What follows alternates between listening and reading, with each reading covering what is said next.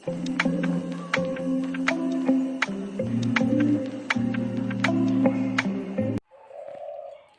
সকাল বন্ধুরা, তোমরা সবাই কেমন আছো? আশা করছি খুব ভালো আছো। আমিও ভালো আছি। আর বাপি কবিতা ব্লগে সবাইকে অনেক অনেক ভালোবাসা জানিয়ে আমার ভিডিও শুরু করছি। দেখো, আজকে সকাল সকাল আমার মেয়ে স্নান করে ফেলেছে, এখন পুজো করবে। হ্যাঁ দেখো, ঠাকুরের ঘর মানে পরিষ্কার করে ঠাকুরকে স্নান করিয়ে এখন গেছে ফুল আনতে। হ্যাঁ দেখো, পুরো পরিষ্কার হয়ে গেছে। ঠিক আছে, আমি উপরে উঠতে পারিনি, ভিতরে গিয়ে দেখালে ঠাকুরগুলো ভালো করে দেখতে পারতে। আমি এখনও স্নান করিনি, তাই আমি পুজোর ঘরে উঠিনি। এখান থেকে দূর থেকে ভালোভাবে দেখা যাচ্ছে না, বুঝছো? এই দেখো, তুলসী গাছে জল ঢালিনি মনে হয়, না ঢেলেছে। দেখো তুলসী গাছটা না কীরকম হয়েছে, ঠান্ডার সময় না এরকমই হয়ে যায়, সব পাতা ঝরে যায়, কীরকম হয়ে যায়। আবার নতুন করে মানে লাগাতে হবে। এটা ঠিক হবে, বর্ষা আসলে ঠিক হয়ে যাবে। নাহলে আমাদের তুলসী গাছ না সেই সুন্দর হয়, দেখো কত বড় হয়ে গেছে, কত সুন্দর। কিন্তু এই যে ঠান্ডার সময় পাতাগুলো কীরকম হয়ে যায়, ঝরে যায়, তার জন্য কীরকম দেখা যায়।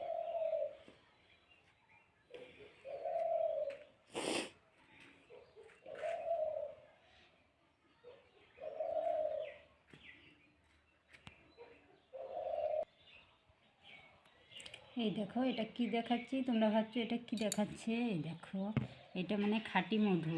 কালকে না আমাদের এদিকে মানে বিকেলবেলা মধু নিয়ে গেছে।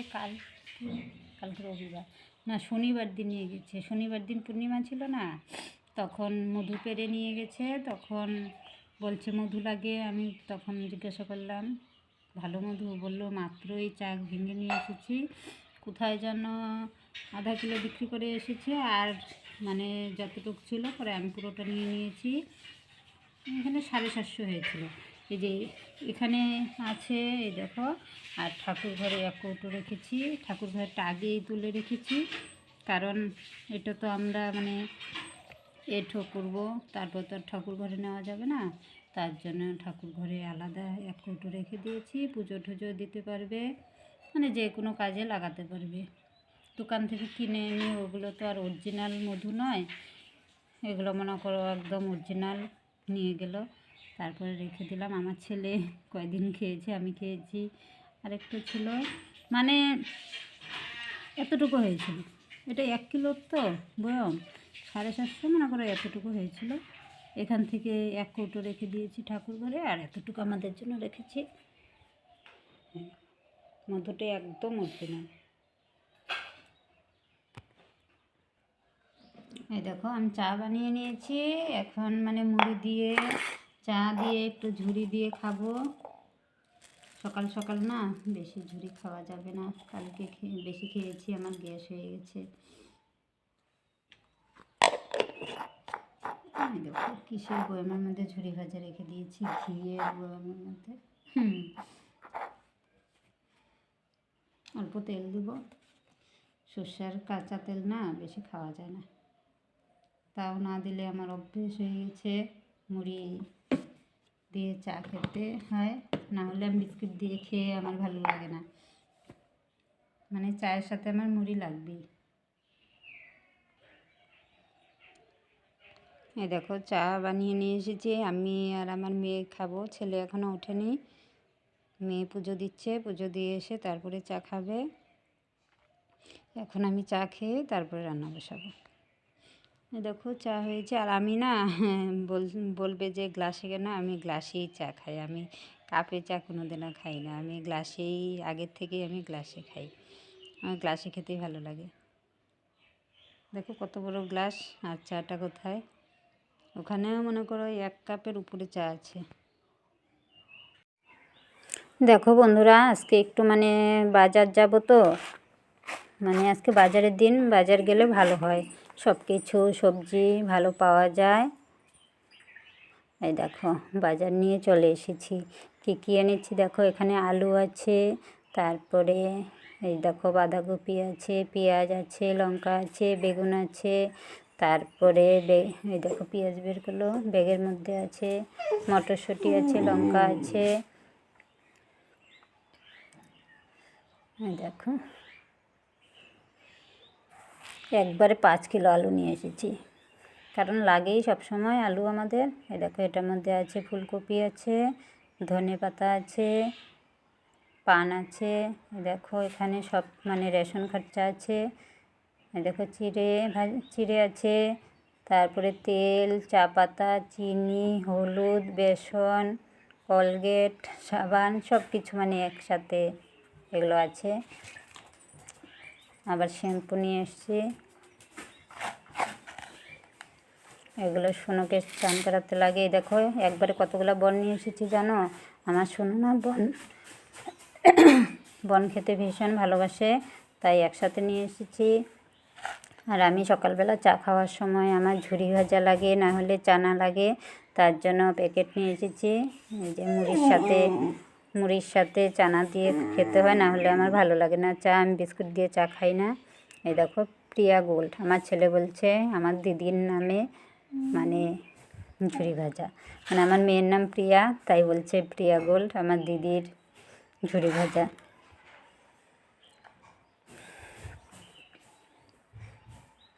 দেখো সব কিছু মানে বাজারের দিন গেলে সব কিছু সবজি পাওয়া যায় ভালো, আর একসাথে সব কিছু নিয়ে আসা যায়। ছেলে গিয়েছে আর আমি গিয়েছি, মানে ছেলেকে তো একা পাঠানো যায় না, ছোট মানুষ। আর এখানে দেখো আছে ছোট মাছ, মানে গুঁড়া মাছ এনেছি, আর ওটার মধ্যে শুকটি মাছ আছে। শুকটি মাছ এনে রেখেছি, মাঝে মধ্যে না মনে হয় যে একটু ঝাল ঠাল করে সবজি বানিয়ে খেলে না মানে টেস্ট হয়, মনে হয় কোনো সময়, তাই সব সময় শুকটি মাছ খাই না আমরা।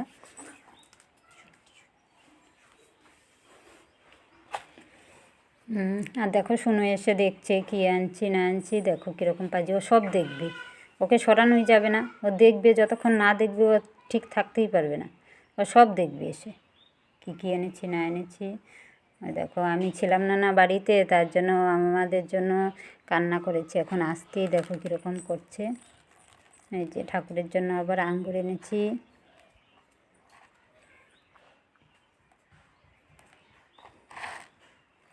আমাদের ছাড়া থাকতেই পারে না, কোথাও গেলেও কান্না করে, তাই আমরা আসার সাথে সাথে এসে আমাদের আদর করবে, সব বলবে, আমরা একটু আদর করব, তারপরে চুপ হবে।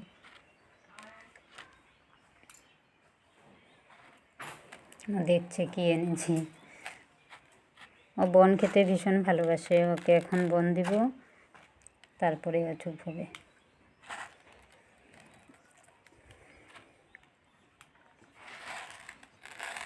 তোমাদের দাদাভাই থাকে না, এসব সব ঝামেলা আমার একাই করতে হয়। দেখো তো এসব করা কি আমার একার পক্ষে সম্ভব? কি করব, এখন করতেই হবে। এই দেখো ছোটো মাছ দিয়ে আলু বেগুন দিয়ে রান্না করব, তার জন্য এই দেখো ছোটো ছোটো করে আলু বেগুনগুলো কেটে নিচ্ছি।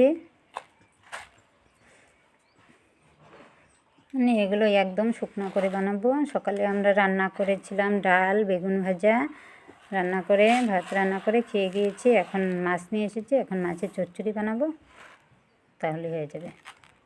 আর আমি বাজারে গেলে, তারপরে আমাদের এদিকে দিয়ে গেলে ছোটো মাছ যদি যায় তাহলে মানে বেশি রাখি, আর বড়ো মাছের মধ্যে অনেক মাছের বাছ আছে, তো দেখে শুনে আর কি রাখতে হয়। আমরা চালানি মাছ খাই না, সবসময় লোকাল মাছ খেতে হয়, ভালো হলে রাখি, না হলে রাখি না।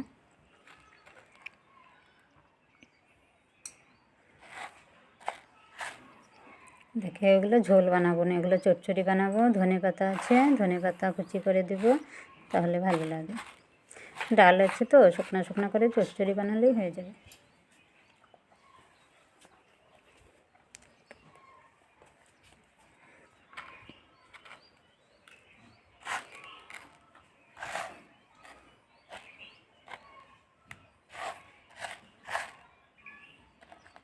মানে এখানে পেঁয়াজ কুচি আর লঙ্কা কুচি কেটে দেবো, বাস হয়ে যাবে। আর বাটা মশলা আর দেবো না। ছোটো মাছের চচ্চড়ি বানালে আর বাটা মশলা দিতে হয় না, বেশি করে পেঁয়াজ লঙ্কা কেটে